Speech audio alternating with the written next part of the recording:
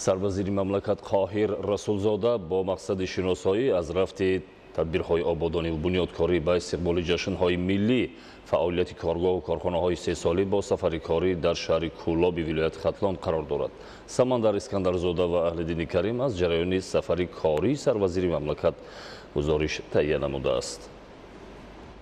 در شهر کولاب سربازیر مملکت قاهر رسولزاده با رفت کارهای ساختمانی بینای معموری تعلیمی، خوابگاه برای دانشجویان و خانه استقامتی برای آموزگاران دانشکده تکنولوژیا و منیجمنت اینواسیونی در شهر کولاب، بینای مقامات اجرایی حکومت دولتی شهر، بینای بلندآشیانه استقامتی برای خدمتیان دولتی، بینای مأموری مرکز تشخیص بخطری عضوخواری در منطقه کولاب، بینای نه‌آشیانه خوابگاه دانشجویان کالج طبی برای 700 جای، تعمیر راههای داخلی شهری و دیگر انشاءات خدمترسانی شناس شد. تاکید گردید که ساختمان بینای مأموری تعلیمی، خوابگاه برای دانشجویان و خانه استقامتی برای آموزگاران دانشکده تکنولوژیا و منیجمنت اینواسیونی در شهر کولاب سال 2017 آغاز گردیده، فرمایشگر انشاءات دیرکسیای ساختمان انشاءات حکومتی دستگاه اجرایی پرزیدنت جمهوری تاجیکستان، فرمایشگر ساختمان خوابگاه نه‌آشیانه برای 700 جای وزارت تندرستی و حفظ اجتماعی اهالی جمهوری تاجیکستان، فرمایشگر بینای مأموری مرکز تشخیص بخطری عضوخواری در منطقه کولاب، کمیته بخطری عضوخواری نزد حکومت جمهوری تاجیکستان، فرمایشگر ساختمان بینای مقامات اجرایی حکومت دولتی شهر و بینای بلندآشیانه استقامتی برای خدمتیان دولتی،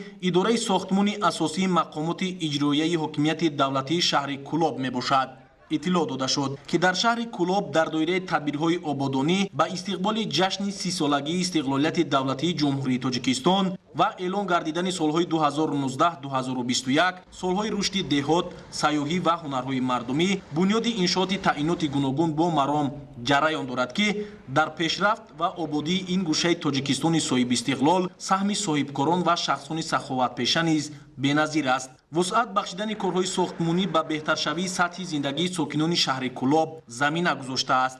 در ادامه سفر سربازیر مملکت با فعالیت جمعیت سهامی کشاده سامان کولاب تجهیزات، اداره آب و کانالیزاسیای شهر و کارخانه کمونالی شناس شده در چند نقطه شهر کولاب انشاءات آب تامین کنی را به استفاده سپاریدند. مورد ذکر است که ساکنان شهر کولاب از نورسایی آب آشامیدنی سالیان زیاد است که تنقیصی میکشند. بهر برطرف سازی این مشکلات و تأمین ساکنان شهر با آب تازه آشامیدنی با سهم حکومت مملکت الکی در یک مدت کوتاه در چند نقطه شهر آب برآورده شده، کارها در این سمت ادامه دارد. سربازیر مملکت اثنای شناسایی مسئولان ولایت، شهر و کارگاه و کارخانه‌های صنعتی شهر کولاب را وظیفه دار نمود که به خاطر زیاد نمودن جایهای کاری با شغل دائمی فرا گرفتن ساکنان، باز هم جانب نمودن تدبیرهای آبادانی و بنیادکاری چاره‌اندیشی کرده از امکانیت‌های مهیا گشته مقصدناک استفاده نمایند.